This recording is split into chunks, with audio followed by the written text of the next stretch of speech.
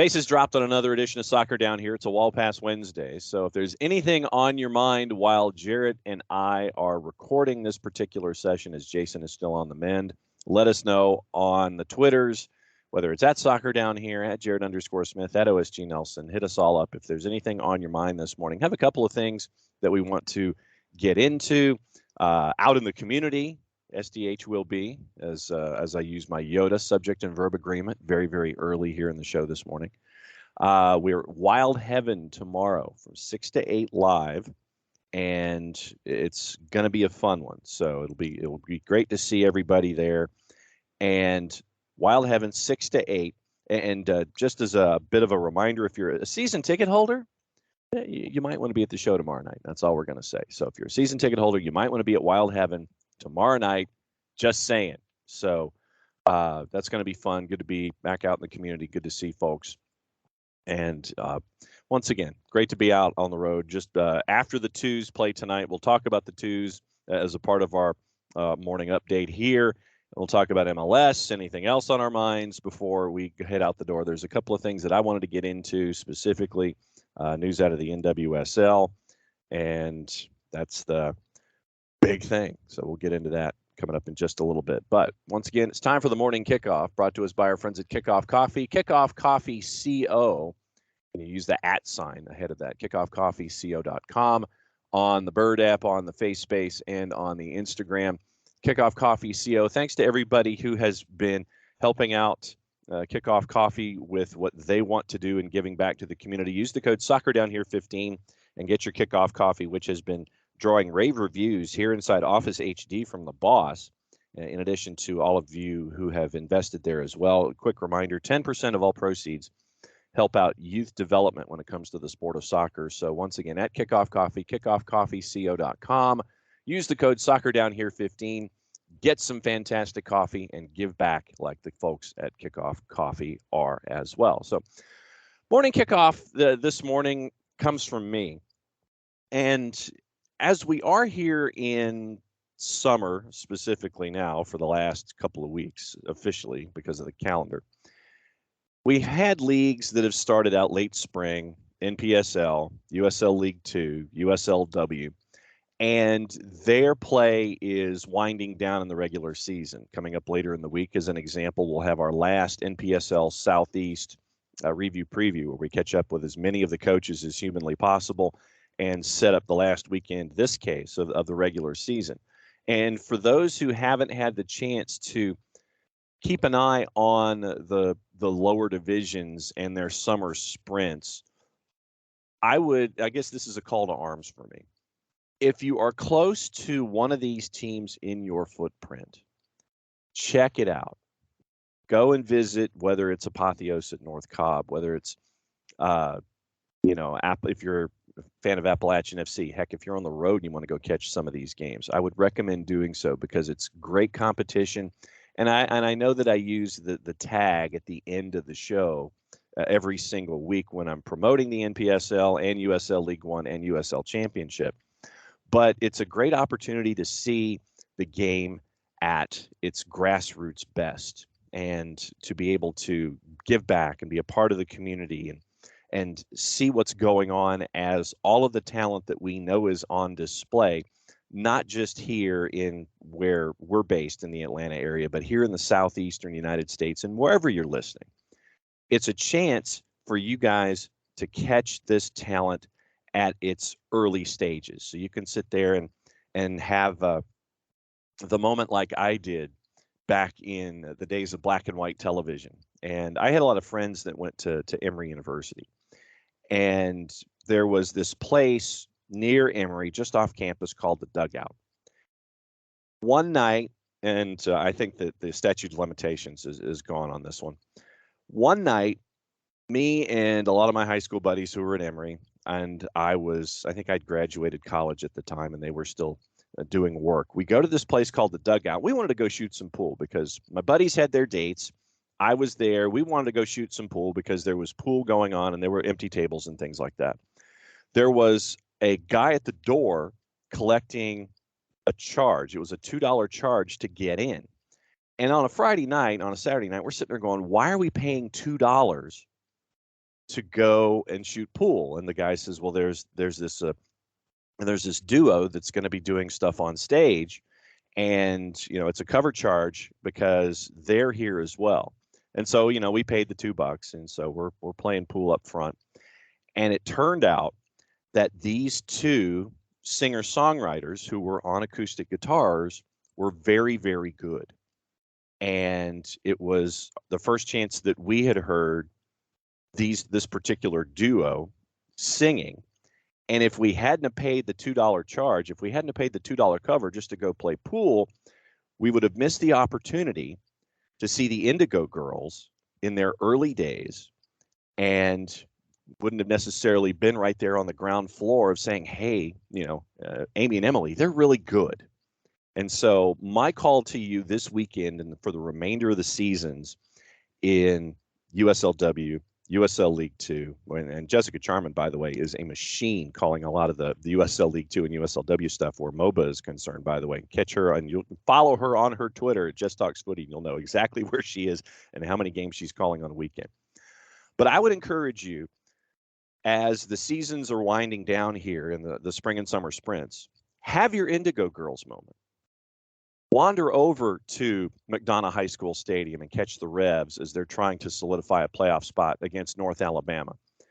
Go out to Carrollton if you're close and catch the Georgia Storm in a home match against Apotheos, because Georgia Storm can be a spoiler in the Southeast, and it can determine where Apotheos is going. Go to Allen Creek and catch LSA Atletico Lanier taking on Appalachian FC, because in these races, you're getting right there to the edge. You can sit there and say that you got to see these talented players cross the board and have your moment with them. That's my call to you tonight on the opening kickoff here on the morning kickoff, brought to us by our friends at Kickoff Coffee. Kickoff Coffee CO on all your social media platforms. Have your Indigo Girls moment going forward. If you've already had it this season, fantastic. Absolutely love you for it. It's a way to be right there and see things from the ground and right there from stepping stages number one. So that's my call to you this time around for the morning kickoff. Be there for those first Indigo Girls moments, and you can do that this weekend as if you haven't had the chance to do it already. So, Jarrett, that's the morning kickoff. It's my call to arms this morning. I think it's a good start, the way to start the show. Jesus, can't even speak. Good start. Jesus. But no, that was seriously, that was when I had all these friends at Emory, and we go to the dugout and we're like, man, we just want to shoot pool. We weren't here for the music, and it turns out that the music ends up being the Indigo Girls. And so that was where have your Indigo Girls moment.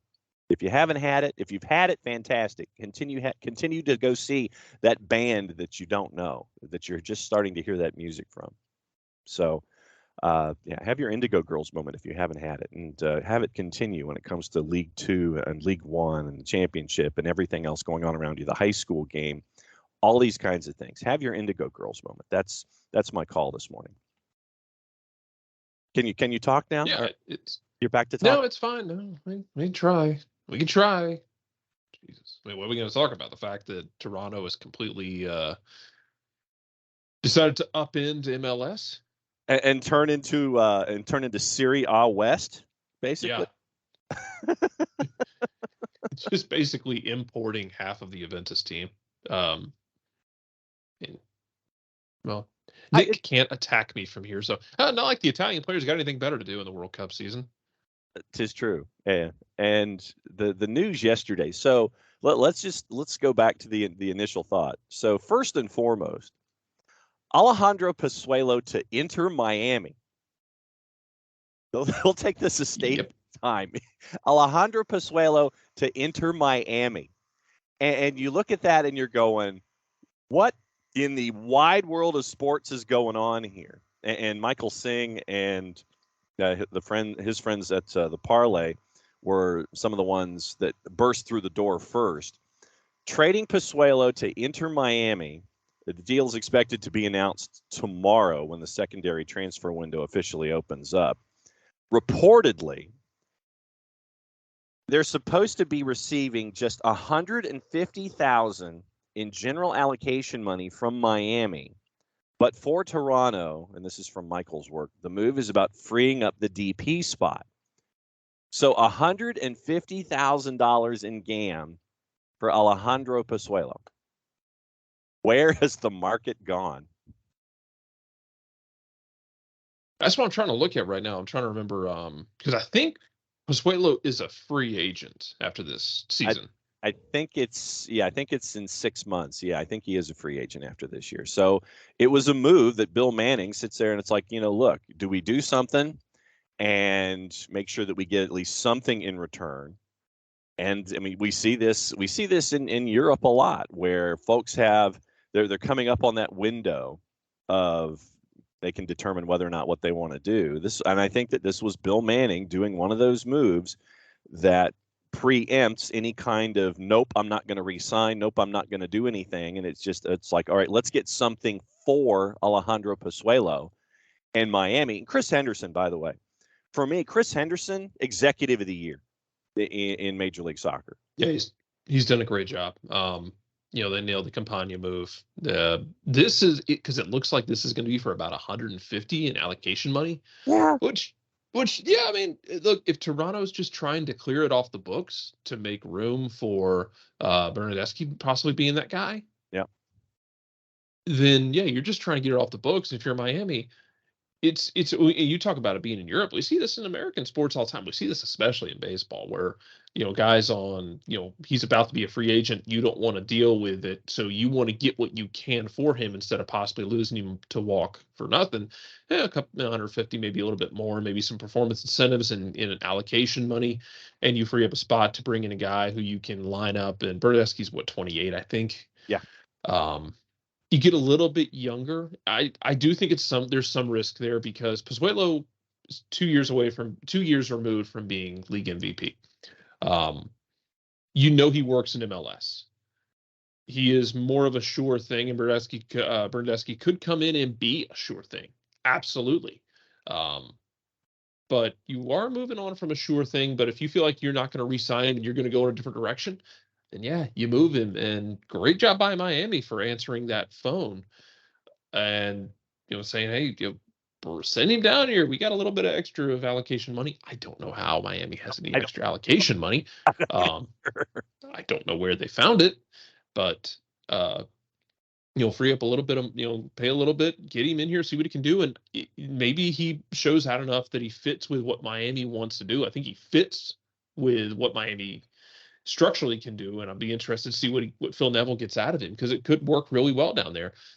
And maybe they say, hey, this worked out well. How do you feel about staying here long term? Or, he tests the waters around MLS. It'd be a very interesting free agent for a lot of teams, even at 30, 31 years old. Yeah, we'll get into other free agents out west in just a little bit. But yeah, here's the analysis from Michael on this. Out of place in Bradley's preferred 4-3-3. He never quite fit. Pozuelo's desire was to operate as a 10 in the middle of the park. And we saw that with his time at Atlanta United, but against Atlanta United. But if you cut off the supply lines to Pozuelo, it was difficult for him to function. Bradley wants his midfielders to play quicker through the middle without a central attacking midfielder. And so that's what you were looking at. Oftentimes, Pozuelo started matches on the right, would drift inside freely. This is what, Jarrett, this is what we're used to seeing. But that would leave TFC exposed defensively down that right side. And so Bradley, after the 2-0 loss to Seattle on Saturday, specifically talking about Pozuelo, he says, quote, "We do everything to give him the chance to be the guy who's the chance creator. We change the way we play. We try to be fluid defensively. We allow him complete freedom. So, yeah, of course, he's going to create some chances. I mean, he's still a player that when the ball is at his feet and he's got an opportunity to slip a pass or clip a pass, sometimes make a little dribble. That's still what he brings to a team. It would be a long discussion about when a player has that much freedom, what it means in other moments and what it means when you lose balls. And that's not for tonight." So Bob Bradley not happy with Alejandro Pozuelo there, sir. Yeah, well, Bob Bradley has come in and decided to play a game, and I get they beat Atlanta. So don't take this as like, still thumping your chest because we're based in Atlanta. Bob Bradley's decided to come in and, I guess, play without wing backs and without outside backs. And aside from that game, have gotten slapped around a little bit. He's kind of figured things out as he's gone along. Like early in the season was really bad. They've had a couple games where they've hemorrhaged goals. And yeah, you're bringing in Insigne. You're bringing in a couple guys. None of that fixes the fact that your defense is still shot. Yeah. Bob, it's great you can build an attack, but I've seen this movie before. I saw a better version of it in LA. Uh-huh. So, yeah, great. You can attack. Cool. Attack all day long. You attack until the cows come home, man. But you got to actually keep the ball out of the net, especially come playoff time where things tighten down. Yes. So figure that part of your life out next. Maybe instead of just bringing in every attacker you can out of Italy, which is great, go find some value on the defensive side, man. Like, and you don't have to spend DP money for a defensive player who can get the job done. But maybe go look for that. Maybe improve that. Maybe get some outside backs who can cause you some problems. For all of their chaotic injuries and problems this year, Atlanta's at this point rolling out Caleb Wiley at 16, 17 years old, and Aiden McFadden, who was a draft pick out of the super draft, and getting productivity, at least functioning productivity out of those spots. Yeah. And they're running 3 deep now at especially the right back side of things. Come on, Brett. Come on, Bob. But I think you're right on. We've seen a better version of this movie in Los Angeles, and I think that, and we made this point when the talks started with Insigne, that it was going to be looking like they were going to have to outscore folks 5-4 to get wins to get into the playoff picture, and that evaluation for me has not changed.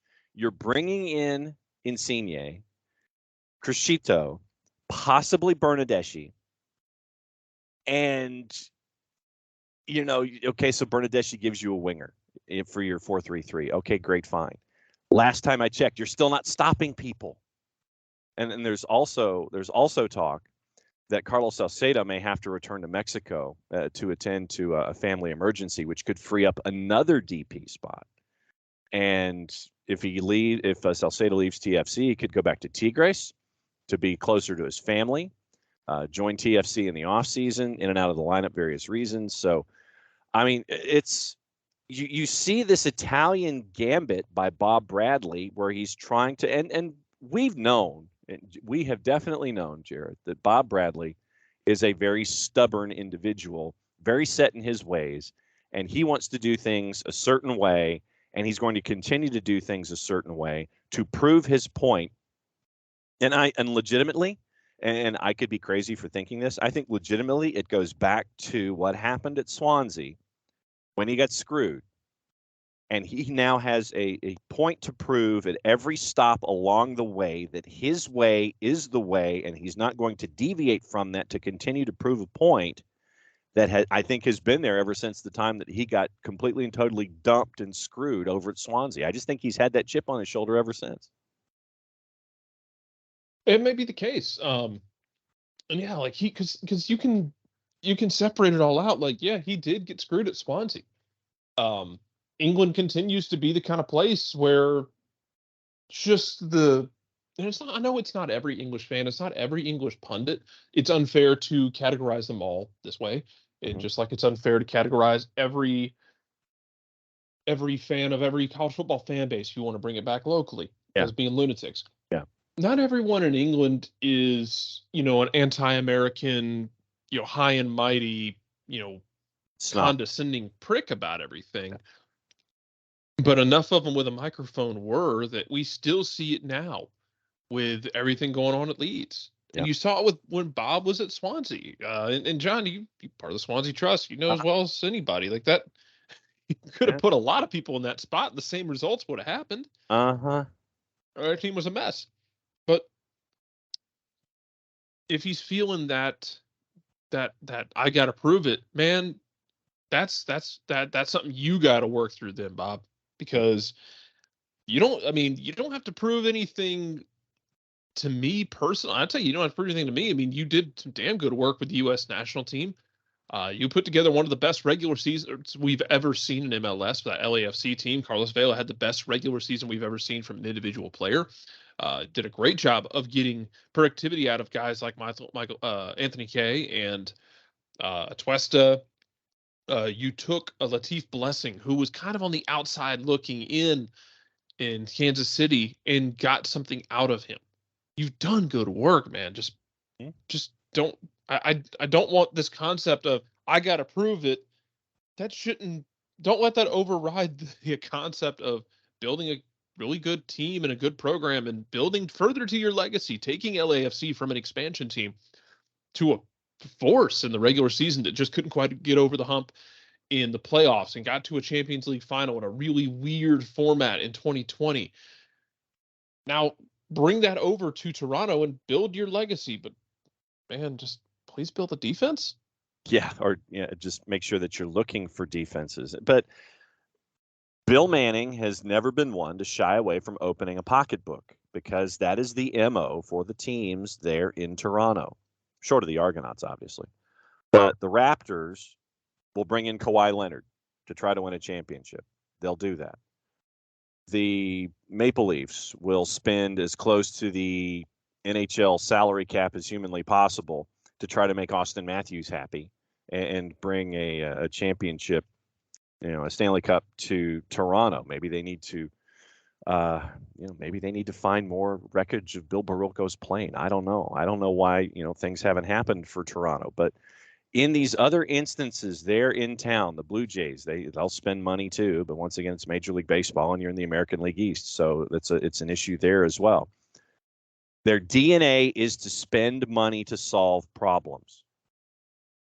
And with the development that we've seen with players from TFC2 that have worked their way into the lineup in Toronto at Toronto FC, when Bob Bradley and Bill Manning want to spend money to bring in experienced players, you stunt the growth of your academy and don't give those guys the chance, like a Jaden Nelson, a Jaquil Marshall-Ruddy, players like that. You don't let them have those opportunities.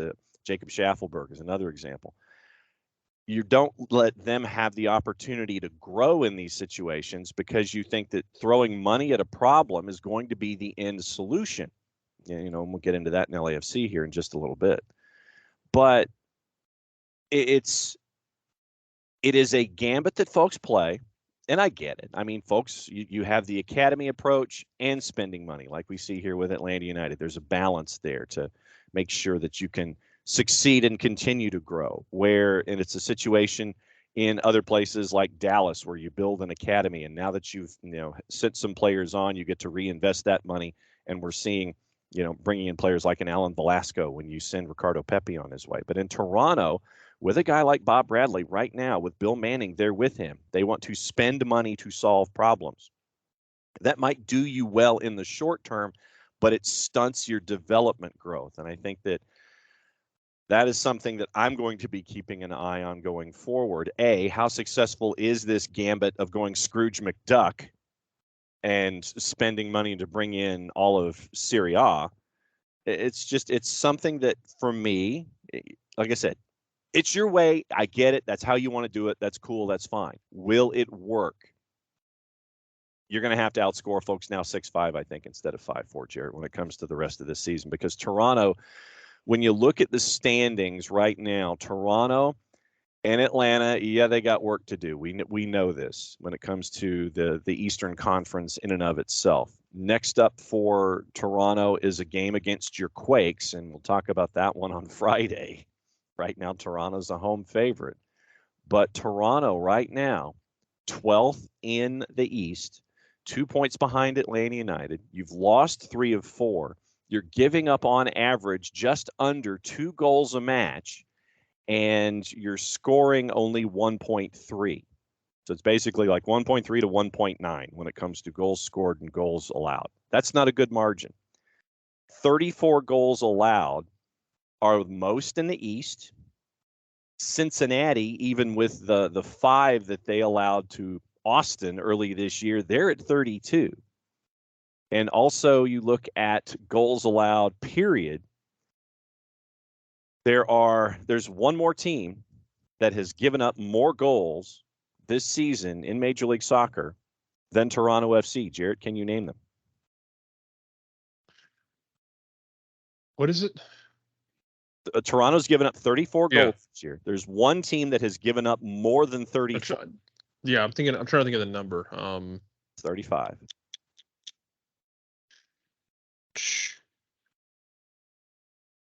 Man. Close to your heart. Oh, Jesus. Mm-hmm.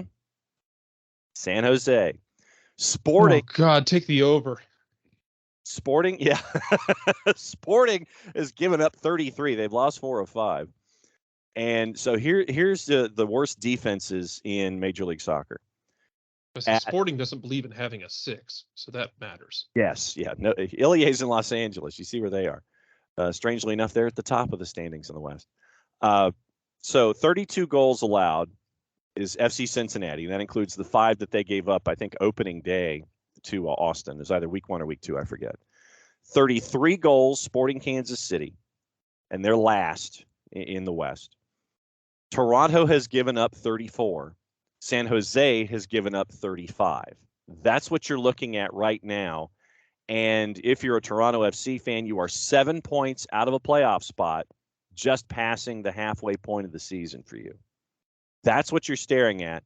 And you're bringing in Insigne, Criscito, and Bernardeschi, allegedly, apparently, perhaps. So that's what you're staring at right now when you're looking at life in Toronto. And since you mentioned the over, I'm just going to check it real quick since we're discussing it here. Once again, courtesy of our friends in the Composite Odds Portal. 2.5. Over at 2.5 is a minus 171. 3.5 is a plus 142. 4.5 is a plus 321. 5.5 is a plus 700, basically. So that's what you're staring at with your overs, with your over-under when it comes to Toronto FC and San Jose right now. Obviously, that can change in 2 days. We'll talk about it on Friday and see where things shift when we do the weekend whip around. But that's where things stand right now with Toronto. 150,000 in GAM to send Alejandro Pozuelo to Inter Miami. Man, if that happens, that's going to be fun. Obviously, you can't announce things until tomorrow when the window opens, and I anticipate that tomorrow the window is going to open, and there's going to be a lot of folks crashing through that door. It's going to be like the commercials that we see, Jarrett, for Black Friday and the Christmas shopping where everybody's pounding on the glass, and then it's like, okay, who's opening the door this year? It's you. So that's what I think we're going to be seeing tomorrow. It's going to be an interesting Thursday. And once again, reminder, Thursday. Yep. It's going to be Three Stooges syndrome from the Simpsons, where Mr. Burns goes to the doctor. They tell him that he has every disease known to mankind, but all of them are in perfect balance. So none of them can get through the door. That's how it's going to be. No one can get through the door of getting deals done. Also, I had to explain to my daughter what Black Friday was because she had no concept of that. She's 5. After Black Friday, one of the best holidays in the year. I told her, it's like people used to go stand outside of stores for hours and then fight each other for things. She just stared at me like I had 3 heads. Well, her answer to that is, why don't you just go on Amazon? To which I had to explain, we didn't have Amazon. That's a new creation. Yes, we did not have Amazon at that point. So it was like get up at 6 o'clock in the morning, camp out in the parking lot with your big cup of coffee, and then race in and get all your deals. That was that was so tomorrow when the window opens, the pay window opens and the transfer window opens, it's going to be fun. Bit of a random question that we got in the timeline yesterday. And by the way, for fantasy, Chris Ashley is still undefeated, by the way. We are at this point of the season, Chris Ashley has run the table for fantasy. And once again, thanks to our friends at the Jason Wright Agency for hosting the Fantasy League with us. Jason Wright with a WAGEN on Twitter, Jason Wright Agency on Facebook. If you were doing fantasy, Jarrett, the question was, would you, with what is going on in Los Angeles, would you pick up Chiellini and Bale as a part of your fantasy team? Or would you pick only one? Would you leave both of them alone? What would you do when it comes to the LAFC guys in fantasy? It depends on how much they're going to cost you. We haven't seen them play in the league yet. With the cap league stuff again. How much are they going to cost me? That's a big question. And let me see if they're actually. See, now that you've piqued my curiosity, let me see if they're actually in the grid yet. Because that matters. It's a capped fantasy is a capped league, so I got to know, like, hey, am I going to be throwing a bunch of money, down the well for Chiellini as a defender when I could get, somebody else who would be cheaper? Alan Frank. Mamadou Fall. Yes, exactly. Let's see. LAFC, have they made the numbers yet? Gareth Bale. Okay, so Gareth Bale is in the MLS Fantasy at 9.5. Carlos Vela is at a 10.1. And Chiellini as a defender is an 8.5. Not spending that much money on Chiellini. So, okay, so with Gareth Bale... Chiellini's going to... I'm putting Chiellini in the category. He has to prove it to me for me to spend that much money on him. Gareth Bale's at 9.5 at forward. He is the... All right, so let me take that filter off. So Taxi Fontas is at 10.8 to give you an idea. Tati is at 10.4. Joseph's at 10.2. Vela, Rui Diaz. Insigne clocks in at a 10 even right now at forward. Jefferson Savarino, Gustavo Bo, Talis Magno, Rubio, Ferreira from Houston, and then Gareth Bale at 9.5. So that's who's ahead of Gareth Bale right now in line at forward. Give me a game or two before I start buying him off the. I mean, and yeah, you could end up with a Zlatan kind of thing where he comes out of the gates and is just a house on fire. But yeah, I'm very much in the mindset of prove it to me first. Yeah. That's just me. Chiellini at 8.5 is in the neighborhood of Teenage Hadibi in Houston at 8.4. Guzman Corujo is an 8.5. Sejos in Chicago is an 8.5. Gabrielson in Austin is an 8.5. Veselinovic in Vancouver is an 8.6. Javier Arriaga is an 8.6. Alan Franco is a 9 in fantasy right now. So that, I mean, you're looking at folks, that's your neighborhood Chiellini right now. Because Conte is at an 8.1, Franco Escobar, Mamadou Fall is at an 8.1 for LAFC. So that's the neighborhood for Chiellini. I'm far more confident with the folks around Chiellini in that price range than I am at Chiellini right now. Yeah. Yeah, that's kind of where I'm at with it as well. I can't. I can't. Nah, I can't do it. I can't do it. Let's see. So going down the list. So the Crescito transaction is not officially official, so he is not in fantasy. But yeah, Insigne at forward at a 10, and Pozuelo is at an 11.6 for those looking at your rosters for Toronto. But yeah, fantasy. Once again, thanks to the Jason Wright Agency. I am not touching Chiellini at all. Not touching. Nor should you. Not touching him one bit to be a part of my fantasy roster when I can have Elliott, Wagner, and Andre Blake going up against DC this week.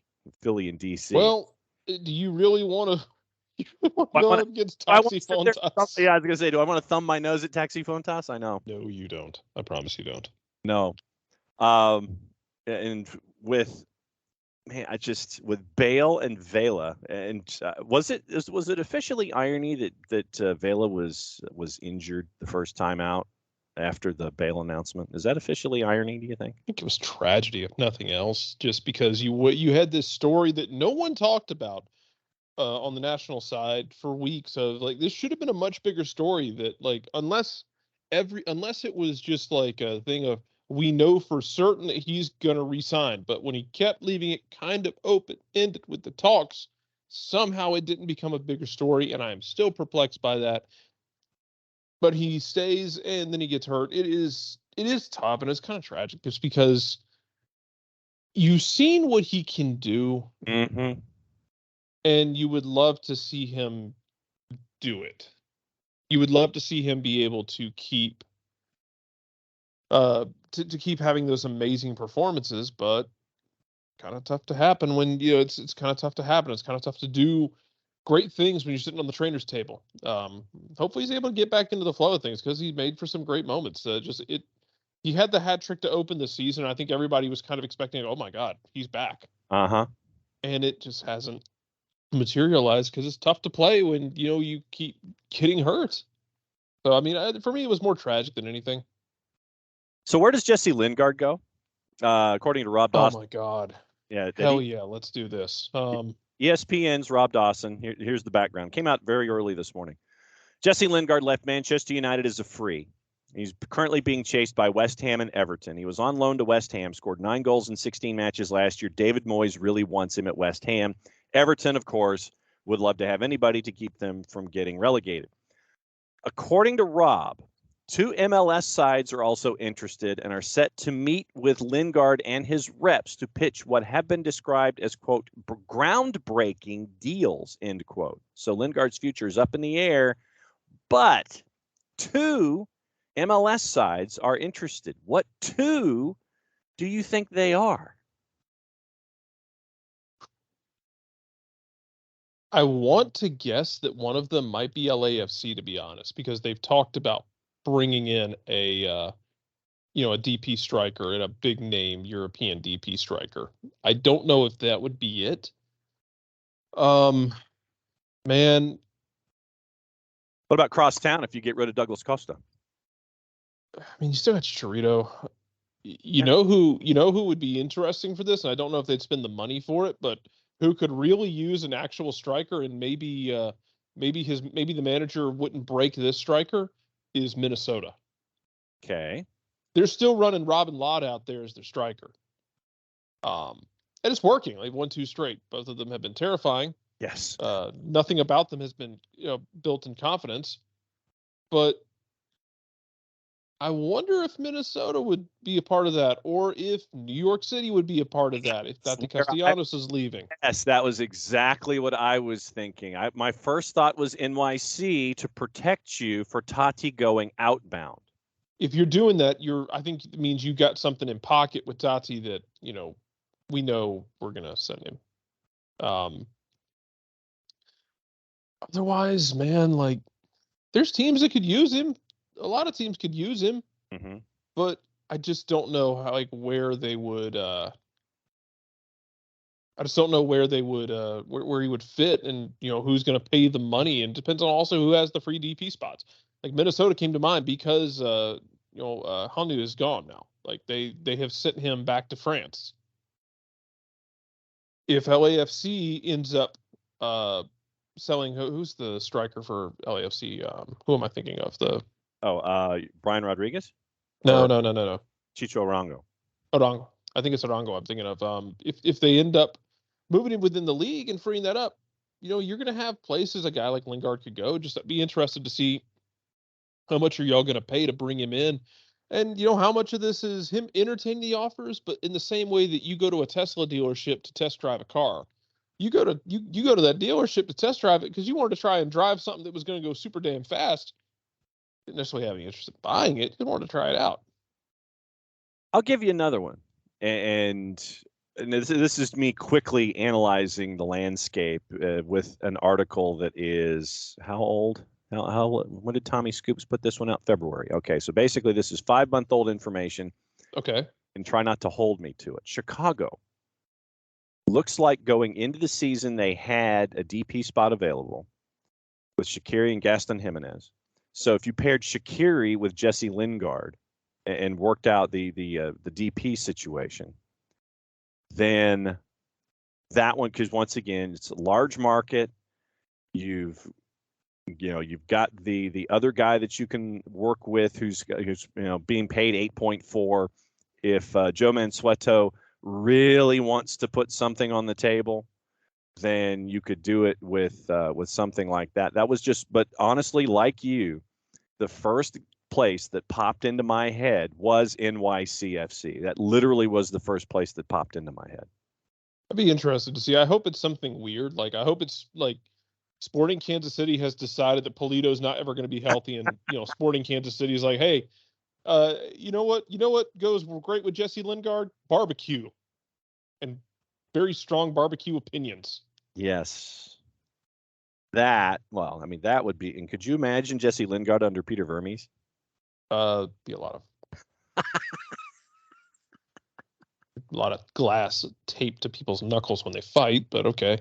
Yeah, man, I'm interested by this concept that these windows are somehow going to get dumber. Oh yeah, no question. I'm right there with you. With more and more guys willing go from Europe to take that chance in MLS, because the level has jumped to being not just this concept of the retirement community. Although because it certainly hasn't been a retirement community for half the teams in South America. No, that's smart shopping. That to me is smart shopping.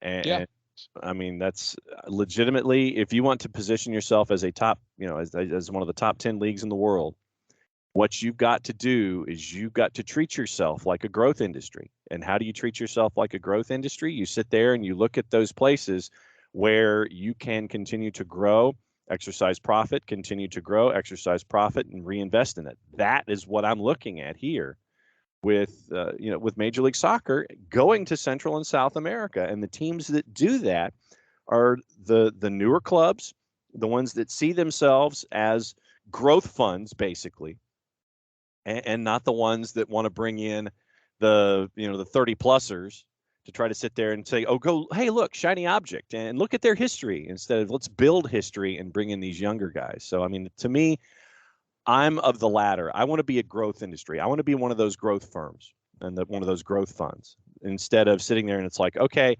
I can stay part of the S&P 500 if I want to. And instead of investing sideways, I want to be higher in the S&P 500. And so I want to be a growth fund. And I think that, the teams that we're seeing that from here in Major League Soccer are the ones that will continue to elevate the league into that top 10 status that we're looking at here. I think so too. And I think you're going to get an interesting amount of players from Europe doing this, because they've seen, depending on how Insigne goes, how Lingard even entertaining offers, or whether he is seriously entertaining or pretending to entertain offers. Mm-hmm. This idea that it isn't just a retirement league. You're seeing guys go from South America and make the jump. You've seen a couple guys come from Europe and kind of use it as a reset. You've seen Luis come to Atlanta from France. Yeah, and I get he's Brazilian, but guys who had existed in Europe, they can make this kind of move and try and make the jump to use it to springboard. mm-hmm. Or get comfortable, go somewhere. And it's so hard to sit there and say be Joseph Martinez, but go perform somewhere and become a beloved player where you're there for as long as you want. At that point, you become a legend. It's such a unique situation. It's why, you have Carlos Vela, you have Joseph, you have those guys who are just ingrained in the club culture and in the fan culture. But they don't, it doesn't just happen everywhere. But you could have a guy come over here and be that guy. It doesn't always have to be the guy you expect. Sometimes it's the guy you don't expect. Sometimes it's Carlos Vela, who everybody knew that Carlos Vela was really good. So I want to see if more of these guys decide to make the jump to the United States, to see if that's something they want to do. Yeah. But, it just depends on the price point too. Like you got to understand that it is a capped league. Teams aren't going to pay you $200,000 a week, most likely. It's going to be tough. So we'll see what they do. One other thing that I wanted to get into with you before you go, and then we'll finish up with the news and notes that we always do. What's your thoughts on cryptocurrency? Oh God! General. What are we doing? Well, I'll give you the background here in just a little bit, and but in general, what are your thoughts on cryptocurrency? Generally pretty cartoonishly negative, but also incredibly volatile and weird and unpredictable. And there's a fine line between knowing what you're doing and talking about and thinking knowing what you're doing and talking about, which that's the case with a lot of things in life. Again, it's the same concept with fishing. There's a fine line between someone fishing and someone standing on the shore looking like an idiot.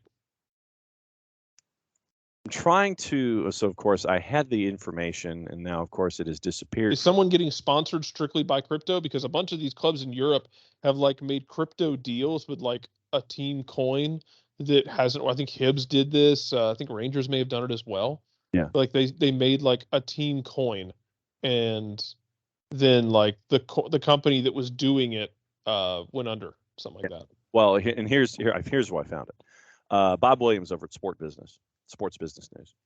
Cryptocurrency broker and lender Voyager Digital, a partner of the National Women's Soccer League and the NBA's Dallas Mavericks, has filed for Chapter 11 bankruptcy protection. Voyager Digital suspended all withdrawals, deposits, and trading last week, but the New Jersey-based company has now commenced bankruptcy proceedings due to the, quote, prolonged volatility and contagion in the crypto markets over the past few months, as well as the failure of the Singapore-based crypto hedge fund Three Arrows Capital to repay a loan worth $650 million. And I know that there was a sponsor that was, I think, tied to Manchester City as well that was crypto-based, and that happened, and I think that one disappeared just as quickly. But, yeah, partner in the NWSL, Voyager Digital, and the Dallas Mavericks has filed for Chapter 11 bankruptcy protection. But I just wanted to know what you thought about crypto in general.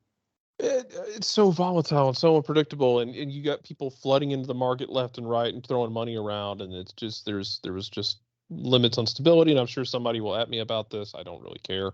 I don't have the energy or the time to care about it, honestly. So we'll see what they all do. I'm sure it's not going to be the last one. Like I said, we've had a couple of coins in Europe, like team coins, that have collapsed.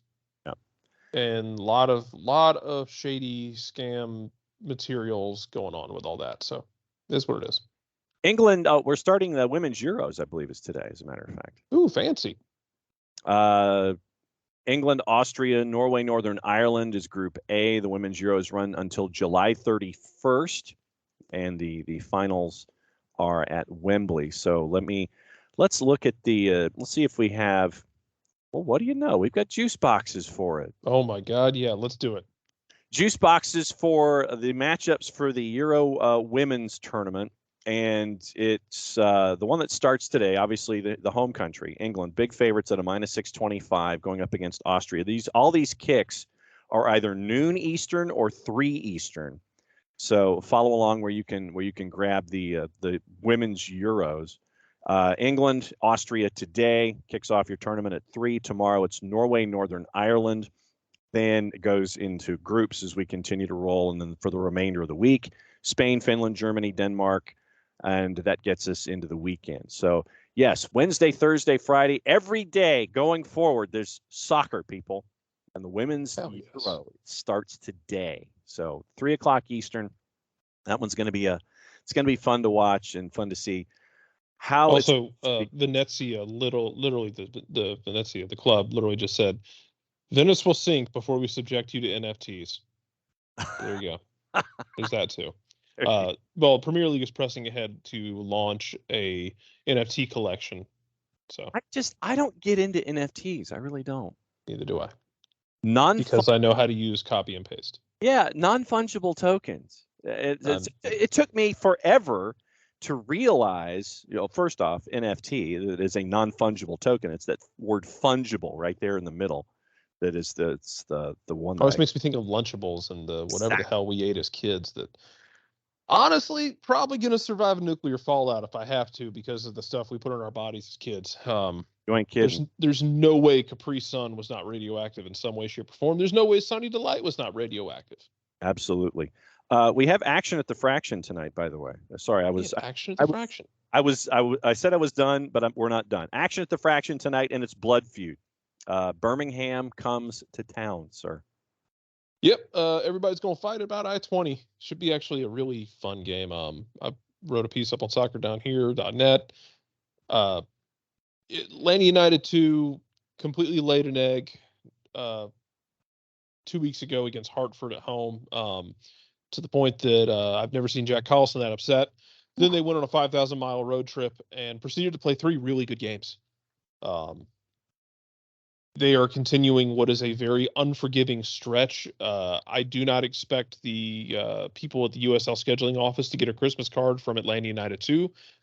Nor do I expect a Christmas card from any of the second teams, because a lot of them got handed some really tough schedule runs, and this is one where Atlanta went from Oakland, then on short rest to play at Charleston, then on short rest at home against El Paso, then on short rest Birmingham, and I think they have another game this weekend. Yeah. So like there will be 0 Christmas cards from Atlanta United 2 to the USL scheduling office. But Birmingham's going to be a little bit shorthanded, and we'll see we'll see if it matters. No Jake Roof because you picked up a knock in the midweek against Lou City. No Mikey Lopez because of his red card that he picked up against Lou City. No Tom Sohn because of the red card that he picked up against Lou City. Actually, it was 2 yellows for it was two yellows for Mikey Lopez. Got the red, was sent off. So no Roof, no Lopez, no Sohn. And for those that like to listen to in-depth analysis about soccer down here and Atlanta United 2 and Birmingham Legion, I got a knock on the door from Kaylor Hodges over at the Hammering Down Pod and spent a good 45 minutes with him yesterday. So at Hammering, DWNPOD, Hammering Down Pod. And our favorite French horn player, Kaylor Hodges, and I spent a good 45 minutes breaking down everything going on in USL Championship with Birmingham and Atlanta and the twos and all the knock-on effects with all the injuries and everything. So go to the Hammering Down Pod, hammeringdown.com, and you can listen to what Kaylor and I were up to yesterday, kind of previewing this matchup as well. It's going to be fun. 7:30 on ESPN Plus, kickoff 7:36, I believe. But French horn's hard to play. That's all I keep coming back to. I'm a clarinet, sax, and drums guy. That's what that was strings. Yeah, it's family was clarinets, and so at one point in my life, here's another fun fact about John. Ranked the top clarinetist in DeKalb County. I hope that's on your resume. But I'm sorry, I got stuck on a French horn in the midst of all that because a friend of mine was a French horn player and was a very good one, and I tried it once, and Jesus, that was a tough instrument to play. Yeah, so. So I was a clarinetist, sax, and drums, and I'm basically just a pot banger at heart. But yeah, number one clarinetist in DeKalb County in my time and day. Let's see. Is there anything else, sir, that you wish to discuss before we go? No, I think that's it. I said action at the Fraction tonight, so we'll see who fights who. Anderson Asadu is always yes, that's not even the leader in the clubhouse. Oh. Like you can't. The odds are closed. Like they're no longer taking money on Anderson Asadu. Off the board. Yeah, he is very much off. He has very much been taken off the board before the game begins. If you're looking for someone to trigger a scrap in that game. All right, so Jarrett, we will see you at the Fraction tonight, and yes, there will be a Twos review as well, probably tomorrow morning. Yep, so we'll keep an eye on that stuff as well. It's time for me to read a promo. Sounds good. So here is said promo. For odor-free, clean, fresh air, one place you need to go. It is Eliminize service. Eliminize deodorizes enclosed spaces like houses, apartments, and condos. Eliminize has created a customized solution that eliminizes all organic odors, including those like pet cigarettes and food. Realtors and property managers use Eliminize service to eliminate bad odors to help them sell or rent their homes that much faster. It's a turnkey process, makes it easy to work with realtors and property managers. Eliminize service, kind of the environment. We like that these days. A very green way to go about getting rid of odors without any kind of toxic residue whatsoever. Different than Febreze or our favorite masking agents, because that's what a masking agent is. Get it from out under the sink of choice. Spray it in the air, you're masking the odor. You're not attacking the problem all the way down to the molecule like Eliminize service does. Pricing easy, one of two ways, either by cubic feet or parts per million, to come up with a price that is affordable for you, offering results in 24 hours or less. If you have any questions, frequently asked or otherwise, one place you need to go, it's their website, eliminize.com. But after the .com, do us a favor here at SDH. Go /Atlanta so they know what part of the world that you are contacting them from to talk about Eliminize service. So your full homework assignment is ELIMINIZE.com/Atlanta. Eliminize.com/Atlanta for odor-free, clean, fresh air. Eliminize service, proud sponsors of Everything SDH. Once again, reminder, Wild Heaven, tomorrow from 6 to 8, that's your showtime. And that's going to be a fun one. Wild Heaven, 6 to 8 tomorrow. And if you're a season ticket holder, Little Birdie has told me that you might want to be at the show tomorrow night. So tomorrow night, 6 to 8, Wild Heaven. Going to be fun, where we get to preview Austin, talk about everything that's on your mind, and find out about what's going on with Atlanta United as well. So fun, and you won't have to worry about your T-Bird being taken away. Wild Heaven from 6 to 8 tomorrow. It's going to be fun. So it'll be great to see everybody there. So time to take a tour at what's going on around the world of sport. Let's see. Where do we start? Okay. Here in the Prem, Newcastle's made initial contact with Everton about Anthony Gordon. Everton has said they don't want to sell. Newcastle is looking to add a wide midfielder to their squad. They've identified Anthony Gordon as one of their targets. Everton determined to keep the 21-year-old, making it very unlikely a deal with Gordon could progress. Southampton in advanced talks to sign Rangers midfielder Joe Aribo, somewhere in the neighborhood of £10 million.